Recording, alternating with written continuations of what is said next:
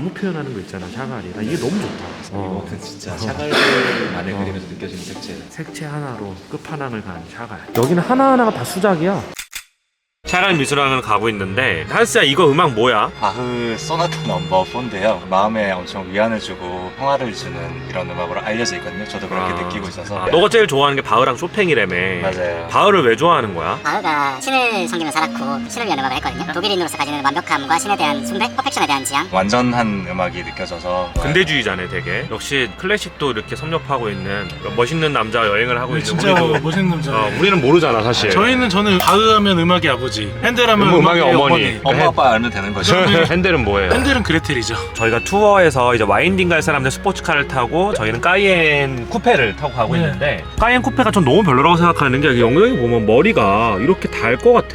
사고 났을 때 요철 퉁 튕길 때 머리 그냥 같이 박을 수 있는. 나는 까이엔 쿠페가 디자인을 위해서 너무 희생한 게 많아서 이쪽 수납 공간도 큰 트렁크 하나 넣으니까 넣을 수가 없어요. 아니 진짜 어떻게 SUV가 캐리어 뒤에 하나 들어가는 게 말이 돼요? 그러니까 이거는 정말 그냥 멋을 위해서만 타는 그런 차인 것 같고. 네. 운전도 되게 재미없어요. 뚜껑을 열고 가고 있는데 대단합니다. 성복이. 진짜. 익어버릴 텐데 얼굴이. 지금 오늘 오후에 40도예요. 그러니까 40도인데 대단한 젊음이에요. 저희는 니스로 가고 있는데 샤갈 박물관 그쪽에 있어서 저희가 2시간이 걸려요 지금 내비상 봤을 때. 그래서 이제 한스가 운전을 하고 있고, 여기서 몸값이 제일 비싼 친구인데 저희가 운전시켜 죄송합니다. 할 게 없잖아 2시간 동안 차 안에서. 프랑스 여행을 하면서 이제 우리가 거의 10일 가까이 여행을 했는데 뭐 어떤 걸 느꼈어요? 저는 일단 한국이 참 좋다라는 걸 많이 느끼게. 아. 확실히 프랑스도 자연환경이나 뭐 여러 가지 분위기나 이런 게 너무 다 좋고, 미술관도 진짜 가면서 많이 배우고, 좋은 호텔들 다니면서 이제 프랑스 막 이렇게 생활 같은 것도 많이 배운 것 같은데, 전체적으로 좀 편리함이라는 걸 봤을 때는 한국이 진짜 좋은 것 같아요. 거주를 하는 거는 참 한국에 사는 게 참 좋은 것 같다. 프랑스 여행을 하면서 느꼈던 것 중에서 또 제일 핵심적인 게, 한국에서 뭐 예를 들어가지고 미술관 같은 데 가면 초보자들이 예를 들어서 뭐 고흐 그림이 하나 들어왔다 라고 하면 진짜 수천 명 수백 명이 와요. 그래서 막 정신없이 보는데 여기는 다 볼만한 그림이 너무 많은 거예요. 그렇죠. 어딜 가도. 네, 진짜 너무나도 좋은 그림들을 편안하게 볼 수 있고, 우리나라에 비해서 문화 수준이 확실히 프랑스가 높을 수밖에 없는 이유도 알 것 같고, 약간 인적 네트워크? 사람들에 대한 자산 이런 거를 생각했을 때는 한국이 훨씬 더 월등하고 좋은 것 같은데, 옛날부터 쌓여있던 문화나 역사나 이런 건 확실히 프랑스가 좋다. 그리고 또 뭐 인상 깊게 본 게 있습니까? 저는 이제 미술에 관심을 많이 가질 수 있을 것 같다. 저도 이제 공부를 좀 더 하고 싶다라는 의지가 생겼다. 아 갑자기 왜 네. 그런 의지가 생긴 거예요? 막상 가서 보니까 확실히 그 느껴지는 전율이 다르더라고. 제가 미술관에서 또 제일 많이 느낀 것 중에 하나가, 대부분 사람들이 그냥 미술관 가서 대충 보다 나올 거예요. 루브르 같은 데 가면 사람이 치여가지고 여기 그치. 왔다 저기 갔다 정신이 없어요. 솔직히 내가 그치. 보고 느낀 게 하나도 없어. 근데 이제 그런 것만 느낄 텐데, 웬만하면은 저는 가이드를 하시거나 가이드 정도 되는 사람하고 같이 가는 걸 추천드리는 게, 확실히 그렇게 하니까 다르더라고요. 아 그렇죠. 터보 형이랑 같이 가면 워낙 설명을 가이드급으로 잘해주고, 최근에 무슨 미술관 갔는데, 이완 미술관 나 갔는데 이완 미술관 갔는데 네. 거기 미술관 관계자가 나한테 그렇죠. 가이드냐 외부 가이드 안 된다고 그러니까. 나보고. Are you doing a guided tour?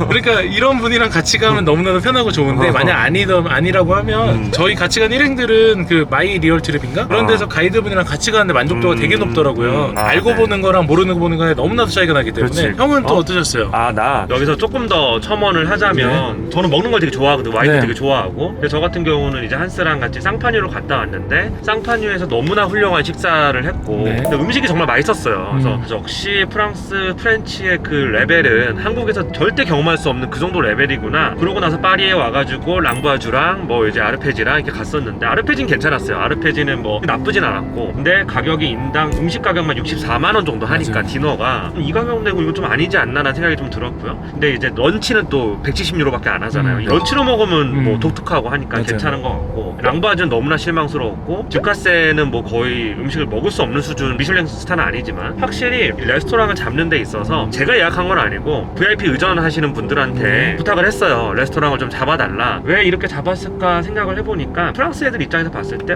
한국에서 관광객이 오네? 그러면 에펠탑 보고 밥 먹어야지, 전망이 좋은 데서 밥 먹여야지, 이런 식으로 좀 세팅을 한 것 같아. 미슐랭 스타 많이 다녀본 분들한테 물어보니까, 파리 미슐랭은 약간 관광객 토리스트한테 약간 포커스가 많이 맞춰져 있다 그러더라고. 그래서 정말 프랑스인들도 너무 사랑하는 이제 프렌치 미슐랭들은 파리보다는 근교나 부르고뉴 지방이나 보르도 지방이나 아니면 남부 지방 이런 데 많다 그러더라고. 그래서 프랑스는 정말 영토가 광대하고요, 식재료가 정말 풍부한 나라고, 그래서 그런 거를 정말 지역 특산물들이 그대로 올라와서 그걸 요리로 만든 그런 미슐랭을 가보는 게 좀 낫지 않을까. 가격적으로도 괜찮고요, 맛도 더 괜찮고요. 또 하나는 이제 파리 이번에 4번째 여행이에요. 영조에도 여러 번 와봤었잖아. 근데 확실히 좀 몇 년 만에 오니까 보는 뷰가 좀 달라진 것 같아. 예전에는 문화예술의 중심지 파리, 너무 낭만적이다 이렇게 생각을 했었고, 두 번째 왔을 때는 맥라렌 오너들하고 같이 왔던 게 기억이 나는데, 그때는 같이 했던 사람들이 막 진짜 너무 신나 있었고 막 이래서 그 분위기에 좀 취해 있었던 것 같고, 세 번째 왔을 때는 크게 감흥이 없었었고, 왜냐면 우리는 목적은 보르도랑 부르고뉴였으니까. 네 번째 왔을 때 파리를 또 제대로 여행을 해봤다라고 생각을 하는데, 제가 미술 컬렉팅을 시작하고 파리에 처음 온 거예요. 되게 재밌는 게 3년 전에 왔을 때 파리에 와서 이제 보르도 투어하고 부르고뉴 투어하면서 그때 미술 컬렉팅에 관심을 갖기 시작했고, 그리고 1년 후에 이제 본격적으로 미술 컬렉팅을 하기 시작했고, 이번에 뭐 책도 내고 이미 미술에 많이 관심을 가진 상태에서 파리에 오니까 이젠 보이는 게 좀 달라지더라고. 실제로 컬렉팅을 하고 미술사를 공부하고 미학을 공부하고 여기 와서 딱 보니까 너무나 감동적으로 다가왔던 그림들이 있었어요. 역시 그림은 직관적으로 아름다움, 이것도 중요하지만 선인지 미리 이걸 공부하고 어느 정도 파악하고 온 다음에 보면 더 감동이 커지는 것 같아요. 파리가 사실 뽕피드, 뭐 오르쉐 뭐 이런 데 되게 너무 많잖아요. 좋은 데, 미술관도 많고 갤러리 되게 많은. 그래서 너무 많죠. 너무 많은데 이런 것들, 문화예술의 중심지 파리라고 하는 그 키워드를 제대로 즐기려면 사실 미술사랑 미학을 공부를 해야 돼요. 공부 안 하고 그냥 갔는데 난 너무 감동받았다, 전 이런 거는 잘 안 믿는 편이고. 사실 그게 좀 말이 안 되죠. 물론 뭐 도시사라든가 유럽 도시가 어떻게 형성되어 왔고, 우리가 오늘날 살고 있는 제도나 문화나 이런 것들이 다 프랑스에서 나왔던 건데, 그런 것들이 어떻게 형성되어 왔는가를 공부를 하고 가면 더 많은 게 또 보이겠죠. 3년 전에 형 영상에서는 대부분 도시사를 많이 다뤘거든요. 그렇죠.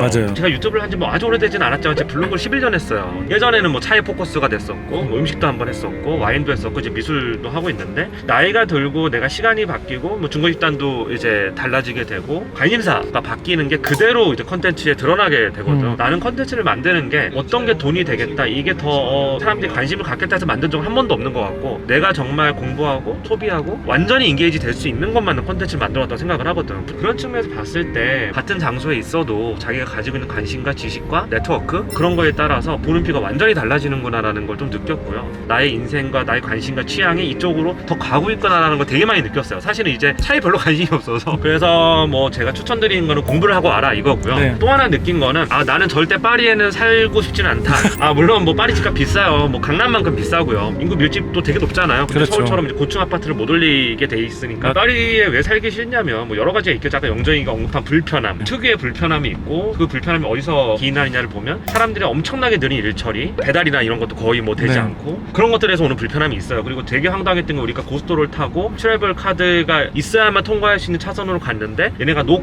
캐시 이러면서 뺑꾸를 하는 거, 고속도로에서. 고속도로에 소진을 하고. 이런 나라가 어딨어. 우리나라 같으면 나중에 청구서를 날릴 텐데 이게 맞아. 너무 황당한 일이잖아. 그래서 이런 부분들에서 오는 불편함, 디지털라이제이션이 안 돼 있는 거에서 오는 불편함, 여러 가지 불편함들이 있어요. 사람들도 너무 느리고, 그런 것뿐만 아니라 일단 도시가 지저분해요. 찌린내가 너무 많이 나요. 근데 관광객들이 가는 곳만 그런 게 아니라 도시 곳곳이 그래요. 그래서 쾌적한 환경을 좋아하는 부자들은 파리 외곽에 거기에다가 이제 부촌을 형성해 살고 있더라고요. 어쨌든 저는 자라왔던 환경이 서울이고, 저는 파리에서는 거주하기 좀 힘들 것 같아요. LA 갔을 때는 이런 곳에 살면 좋겠구나라는 생각을 좀 했었거든요. 미국하고 좀 많이 다른 것 같아. 미국도 물론 일처리가 느리지만 프랑스는 훨씬 심한 것 같고요. 미국과 유럽 확실히 틀리죠. 내가 여기서 되게 재밌었던 게, 영정이 밥 먹고 있는데 네. 구독자분이 와가지고 밥 맞아요, 계산해주고 맞아요. 그랬잖아. 근데 내가 그분을 만났어, 저녁에. 여기서 사업을 하시는 분인데 파리가 이 고용 유연성이 엄청나게 떨어지는 곳이더라고. 그래서 파리에 살면 삶의 만족도가 높지 않겠다는 생각을 좀 했어요. 물론 파리에서 아주 돈 많은 사람들은 당연히 다른 삶을 살겠지만, 돈 많은 것처럼 서울도 편하고요. 그렇죠. 좋고요. 근데 LA나 캘리포니아 좀 다른 것 같아요. 그쪽은 사람이 살기 크게 불편하지 않은 것 같고, 네. 뷰도 너무 좋고, 물론 샌프란시스코나 이런 다운타운 그 안쪽으로 들어가면 뭐 찌린내 나는 뭐 그런 거리들이 많긴 한데, 파리보다는 확실히 더 쾌적했던 네. 그 느낌이 있고요. LA 같은 경우는. 근데 파리는 파리 완전히 시내를 벗어난 근교가 아니면, 시내는 다 조금 생각보다 공해도 되게 심하고. 맞아. 아니 진짜 공기가 너무 안 좋더라고요. 그러니까 미세먼지만 없을 뿐이지, 네. 차에서 나오는 매연이 매연 장난 아니죠, 뭐. 엄청 심하더라고요. 어떡해. 그리고 사람이 걷는 도로도 되게 좁아요. 맞아요. 차도가 옛날에 설계가 됐는데 대한민국처럼 이거를 뭐 8차 왕복 뭐 8차선 10차선 이렇게 설계를 안 했기 때문에 대부분의 그 인도가 좁아요. 굉장히 좁아요. 그래서 2차전에 다 붙어있는 네, 사실 파리가 그래서 걷기 좋은 도시는 아닌 것 같아요. 파리 여행하면서 가장 인상 깊었던 거는, 내 뷰가 이렇게 바뀌었구나, 내 인생도 바뀌었고 나의 취향과 관점이 다 바뀌었구나 라는 걸 느낄 수 있었어서 되게 좋았어요.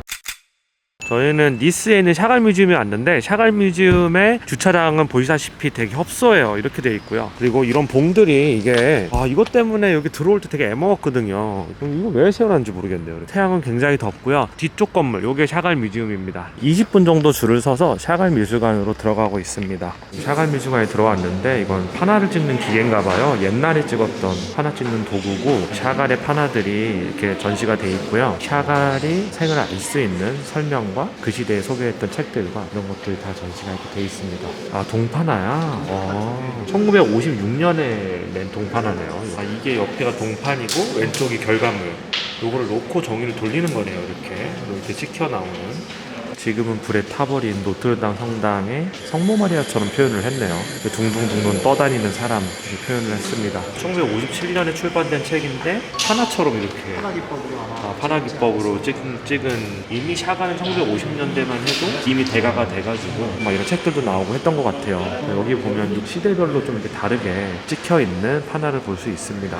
샤갈의 가로 길이가 2m 50 정도는 돼 보이는 이런 대작들이 그냥 뭐 널려 있어요. 이렇게 정말 좋네요. 샤갈 작품은 색채가 굉장히 중요한데 색채랑 이제 심볼들, 종교적인 어떤 의미, 그리고 자기가 사랑했던 여자 벨라 이런 것들이 얼마나 이렇게 잘 구성 요소로 들어가 있냐가 되게 중요한데 여기 있는 작품들은 정말 좋네요. 성경의 내용을 이런 식으로 그린 거구나. 네. 벨라랑 이제 자기 고향에 대한 이야기 없이 정말 신화를 그린 것도 많았어? 후반 작업이 이게 많은데 1950년대, 60년대 25년 동안 성경의 동파나 작업을 했거든요. 이런 작업이 마르크 샤갈 작업의 굉장히 중요한 축이 되는 작품들이 성서 작품들. 파시비즘에서 천사가 굉장히 중요한 역할을 한다고 그러거든요. 그래서 천사 이미지가 되게 많이 등장하는, 천사가 이렇게 아름답게 그려질 때도 있지만 세계세 2차 대전 때 프랑스에 살다가 나치들이 프랑스 점령해서 유대인 잡아 죽이니까 미국으로 이주를 하거든요. 그때 그렸던 천사는 빨간색의 날개가 찢어지고 엄청 슬픈 형태로 그려져 있어요. 그렇구나. 이게 초기는 아니고 후반기에 많이 했던 작품. 제가 알기로는 후반기에 후반기로 넘어오면서 벨라랑 고향보다는 성서의 어떤 자기가 가지고 있는 종교적 신념 그런 걸 많이 그린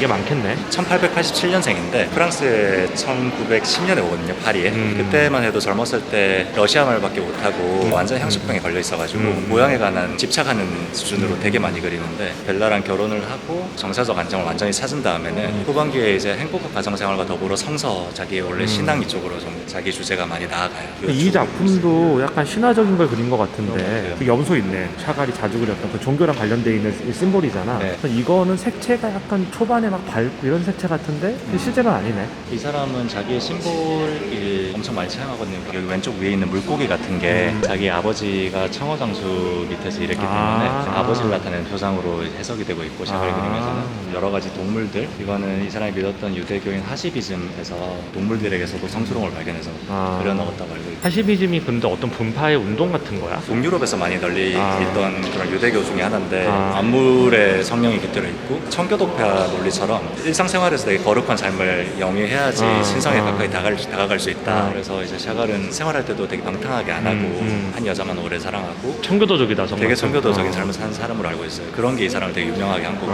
근데 보면 색채가 언밸런스할 것 같은 색채들을 막 갖다 쓴 것 같은데 굉장히 조화롭게 돼 있잖아. 네, 확실히 색채감이 있어서는 진짜 천재성이 있었던 것 같아요. 이 사람이. 그래서 이 사람이 상트페테르부르크에 1908년부터 1910년 2년 동안 유학을 하는데 자기가 배우던 미술학교에서는 정작 대생 능력이 너무 떨어지니까 천대와 발시를 받았더래요. 막스 리번가 이 사람의 색채감을 보고 너는 완전히 이제 천재성이 있다 이렇게 해서 되게 가난한 유대인의 아들이었던 마르크 샤갈 프랑스 파리로 5년 동안 전폭적인 지지를 하면서 보내줘요. 그래서 마르크 샤갈이 유학을 지원해서 이 사람을 가지고 나의 아버지는 나를 사람이 되게 낳아줬지만 이 사람은 나를 예술가가 되게 하였다 이런 말 하면서 엄청 길이거든요. 샤갈의 거의 모든 화풍은 1910년부터 1914년 프랑스 유학 기간 동안에 완성이 되었다고 보고 있고, 여기서 쓰는 이런 색채라든가 이런 건 다 마티스의 영향을 받은 거겠네 당시에. 네, 앙리 마티스와 이제 입체파의 수장이었던 피카소의 영향을 가장 많이 받았다라고 외부는 평가하고 있지만 정작 샤갈 자신은 여러 번의 인터뷰에서 나는 그 누구에게도 속해 있지 않고 나만의 사랑 이야기를 써갈 뿐이다.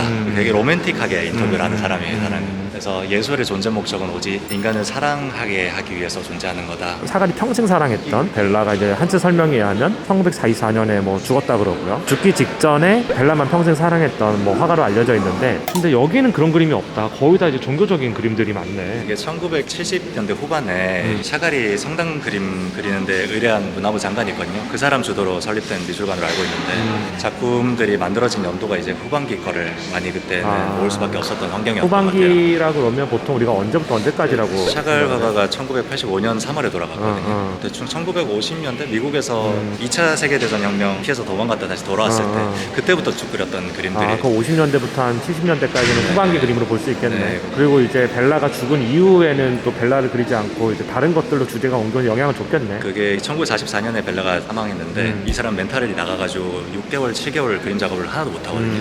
그러다가 처음 돌아온 회고전에서는 거의 벨라에 대한 것만 그려요. 그때 명화들이 엄청 많이 나왔거든요. 그때. 거기서 이제 벨라를 한번 정리를 하고 마음속에 담은 채 이제 성서로 나아갔던 것 같아요. 이때부터는. 그렇구나. 이 그림도 완전 성경의 내용이네. 성경에 대한 일반적인 하시비즘에 나오는 유대교 성경에 대한 내용도 있는데 이 사람의 그림에서만 나오는 여러 가지 상징들이 있거든요. 여기 오른쪽에 보면 촛대들이 있는데 정확하게 7개로 카운팅 되는지는 뭐 사람에 따라 저는 7개로 보이긴 하는데 이 사람이 자화상을 그렸을 때 피아노 치는 자화상이 손가락을 7개로 그리거든요. 그게 이 촛대 7개에서 본 거고 이게 이제 어떤 고난에도 굴하지 않고 자신의 원하는 바를 성취하겠다는 그런 굳건한 믿음을 상징하는 걸 하더라고요. 7이라는 숫자가 그 하시비즘 숫자래요. 하시비즘에서 숫자야. 촛대를 7개를 한대요. 그 고난을 이겨내는 그런 성직자의 모습인 것 같고, 천사가 날아다니고 계시를 받는, 십계명 맞는 거. 십계명을 받는 모세겠구나. 이게 그러면 모세겠고. 샤갈의 그림에서 사람이 날아다니는 그런 상징들 때문에 초현실주의 학파가 아닌가 이 사람들이 많이 물어보는데 샤갈은 상당히 강한 토로 부정을 하거든요. 사람이 날아다니는 형태는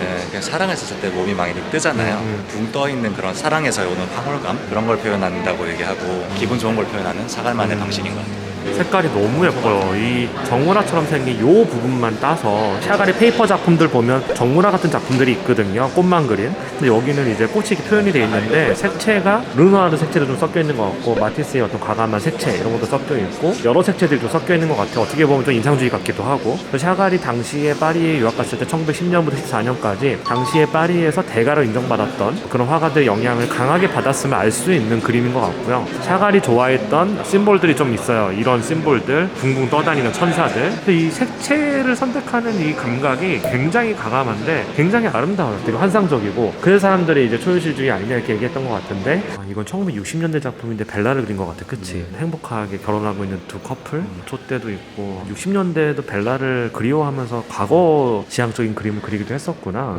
야, 이 염소 봐봐. 이건 뭐야 이거. 색깔 진짜 쓰기 이 밑에 누워있는 이 친구들은 또 뭔지는 모르겠지만 나무 밑에서 이 한 여인이 휴식을 좀 취하고 있는. 이 캔버스가 전반적으로 붉은색인데 자기가 살던 도시에 대한 색깔을 붉은색으로 많이 쓰거든요. 그게 되게 어렸을 때 그 벨라루스 고향에 굉장히 큰 대화제가 있었대요. 거기에 대한 상흔으로 붉은빛으로 많이 표현한다라는 해석이 많더라고요. 그런 또 의미가 있었구나. 이 방에 있는 그림들이 배경이 다 붉은색이야. 신화 속에 나오는 뭔가 이 동물을 타고 날아가는 두 커플이 보이는데 이것도 이제 벨라를 그린 거겠지? 이 사람이 그림이 재밌는 게 1944년 때 미국에 도망갈 때 이 사람이 그때 충격받았을 때 그렸던 붉은빛은 되게 우울한 빛과 천사들이 막 죽어가고 이런 게 있거든요. 근데 후반기에 붉은빛은 그거를 극복하고 이렇게 딱 막 날라다니는 아름다운 이미지가 있어요. 같은 붉은빛이라도 샤갈이 어떤 무드에서 그렸냐에 따라서 그림을 본 화자한테 되게 다르게 느껴지는 것 같아서 저는 그것도 되게 재밌더라고요. 되게 개인적인. 모더니스트들은 이런 걸 되게 싫어했잖아. 모더니스트 화가들은 다 서사를 지으려고 했는데 이 친구는 난 그런 거 모르겠고 내가 알고 있는 거 그릴 거야. 역시 화가는 자기만의 길을 가야 돼. 여기 보면 유대인의 상징 절이 이렇게 있고. 샤갈의 그림 전생에 거쳐서 자기가 믿었던 유대교에 대한 주제는 변치 않게 나오는 것 같아요. 나무 표현하는 거 있잖아, 샤갈이. 이게 너무 좋다. 이거는 진짜 샤갈만의 그림에서 느껴지는 색채. 색채 하나로 끝판왕을 간 샤갈. 여기는 하나하나가 다 수작이야. 종교화라고 하는 그 계보를 여기다가 이으면 더 재밌겠다. 고전주의부터 시작되었던 그 종교화의 계보를. 크리에이티브는 사실 창의적인 거잖아. 그렇죠. 큐레이팅 하나 자체가 예술이죠. 그 사람을 다시 재조명하는 거고, 여기 요 사람 밑에 사람들이 쫙 있잖아. 뭔가 좀 지옥을 표현한 것 같기도 하고, 리바이어전에 그거 같아. 그 이미지. 사람들이 막 모여가지고 하나의 거대한 괴물이 되는 그 리바이어전 자체잖아요 이게. 샤갈이 물론 그걸 그린 것 같진 않지만 샤갈이 이런 종교화 작업을 하면서 스테인글라스 작업을 이렇게 했나 보네. 와, 되게 예쁘다. 이거는 큐비즘의 영향도 좀 있는 것 같아. 그치? 큐비즘하고 와, 이런 작업을 다 했군요.